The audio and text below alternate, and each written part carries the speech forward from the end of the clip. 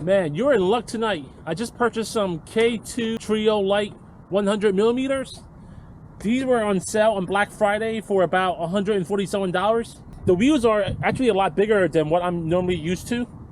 The ones that I have been recording on my videos, they're the 80 millimeters. This one is 100. From what I heard, 100 millimeters makes it a little bit more difficult to maneuver, like making sharp turns and stops. All right, my first impression of the Trio is the fit is really narrow, similar to my K2 Kinetic skates. There aren't any like shoelaces here for me to tie anymore. Instead, for the Trio Light 100s, there's actually a small pouch here. That's where I'm able to put the access shoelaces on top. But yeah, this is so much easier as far as putting the skates on, you know, not worrying about the shoelaces. All right, I just placed on both pairs of skates. One thing I learned is to always wear high socks when you're rollerblading. Make sure the socks are above the top of the rollerblades. I would say this is probably one of the coldest nights as far as roller skating. Yeah, I'll show you guys my phone here. Right now in Philadelphia, it's about 44 degrees. First impression, you know, I would say is really stable. I felt like these are more sturdier than the 80 millimeters, only because the frame itself is aluminum. The K2 Kinetic skates, that's actually one of the cheaper models, you know, so it's not really fair to compare aluminum and plastic. But if I end up, let's say, getting the 80 millimeter in aluminum, comparing to the 100 millimeters, I felt that the 80 millimeters will definitely be easier to maneuver. I mean, right now, you know, I'm kind of struggling on the turns. It's just that when I'm making those sharp turns, 100 millimeters requires different like turning points. I have to pivot my body a little bit differently. And also, these feels a little bit more tighter than the K2 Kinetic skates.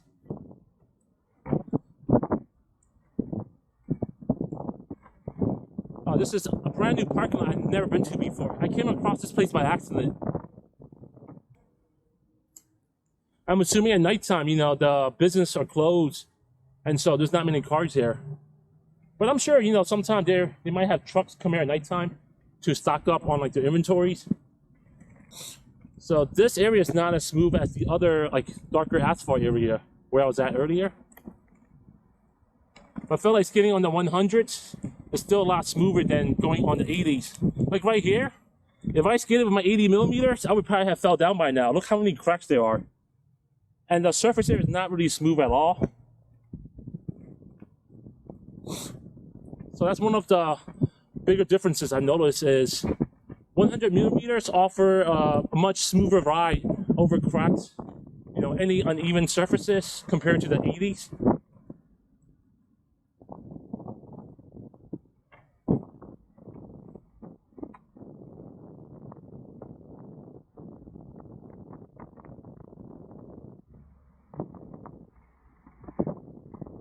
Yeah, skating in the area for the first time always makes me nervous because I'm not really familiar with the environment. You know, if it's a flat surface area, I'm okay with it. But when it comes to a lot of these uphills and downhills, unexpected stops and cracks, you know, it always makes me nervous for the first time skating. But once I'm used to the environment, you know, it's not bad at all.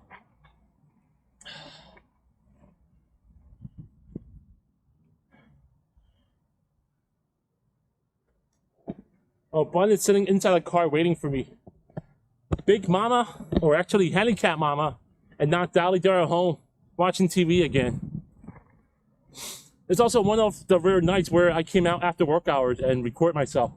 Normally, I would prefer filming on Fridays or even during the weekends. Yeah, it's not too bad. First time skating with my 100 millimeters.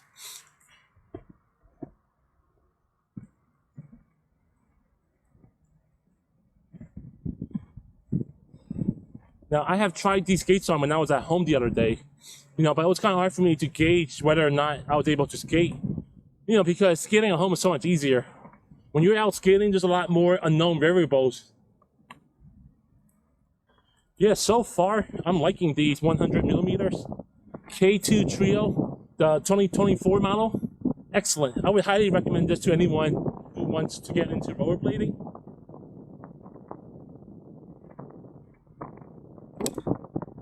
ran over. Oh. See how when I'm turning, I'm actually doing these wide turns. I'm not able to do sharp turns yet.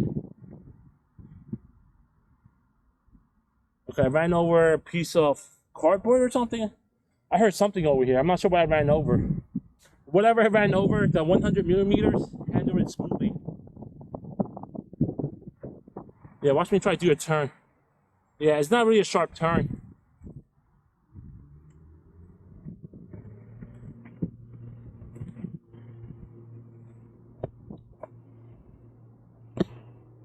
Ooh. Yeah, it's about like 44 degrees right now. It's not too bad when you're skating, but I'm sure if you're just sitting there not being active, you will feel the coldness for sure.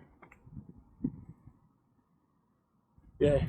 Another thing I noticed with the 100 millimeters is that the top speed stays a lot longer. On my 80s millimeter, I ended up doing more strides just to go forward. With 100s, I'm able to maybe push a couple of times, and it will allow me to go really far. Further. Oh, I almost fell there. A lot of cracks. So right there is not skatable. I should probably stick around this area.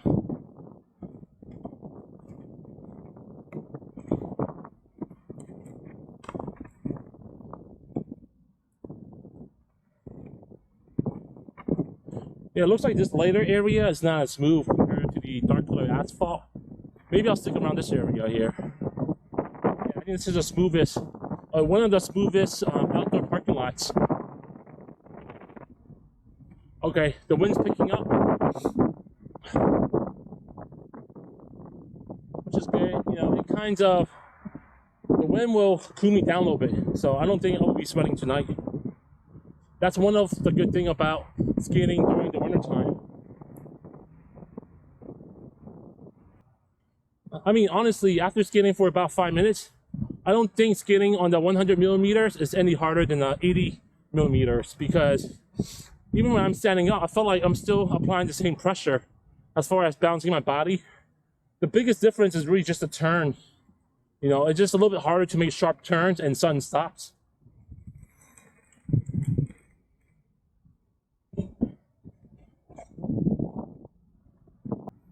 The Insta360 sensor is not great at nighttime.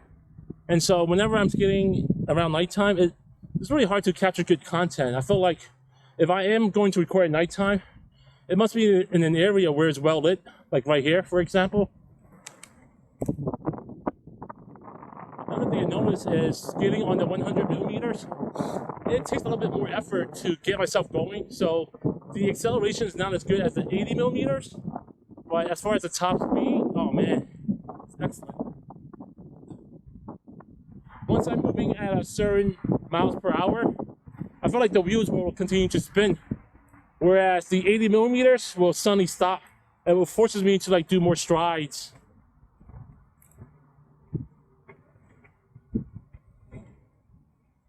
This is not even the fastest as far as skating. I'm just going slowly in case if I go over bumps or anything where I might trip.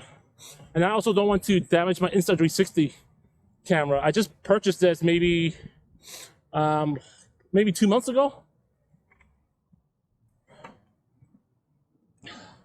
I'm also kind of tired from working out last night. And also, we were at Hershey, PA over the weekend, and there was a pull-up bar there. The pull-up bar had a different angle when I was doing pull-ups. It wasn't the normal like pull-up position I was used to. And so that really took a toll on my body. In fact, when I did arms on Tuesday night, Wednesday I woke up tired, right? And then I had did my push-up last night. I felt even more tired this morning.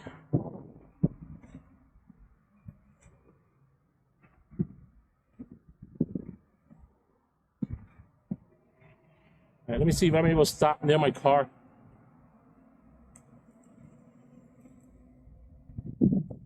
Almost stopped. I was able to slow down, but I couldn't do a complete stop. Wow. I've also noticed that I'm taking less breaks now too. When I was skating on my 80 millimeters, depending on how steep the hills are, sometimes I'll end up taking like breaks every 15 minutes. Right here, there's some slope, but it's not that steep. And also the asphalt, for the most part, is pretty smooth. So I felt like, you know, there's no need for me to take as much break as before. Okay, I just saw a car drove by, probably one of the workers. Besides skates park, you know, like there's also trails, but it's hard to find like an application that says, you know, these are paved or concrete area that's meant for rollerblading. There's a lot of apps out there for mountain biking and street biking, but I haven't seen any apps where they tell you, you know, these are like the hot spot for roller skating.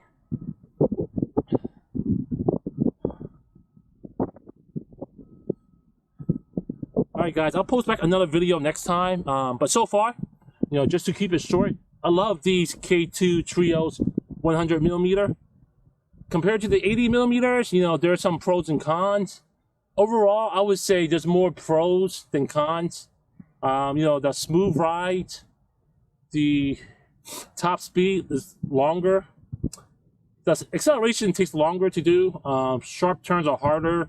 Stopping is harder for me, but I'm sure it's just a matter of time till I'm able to execute stops completely. Right now, I'm able to slow down, but it's hard for me to do a complete stop with these 100mm.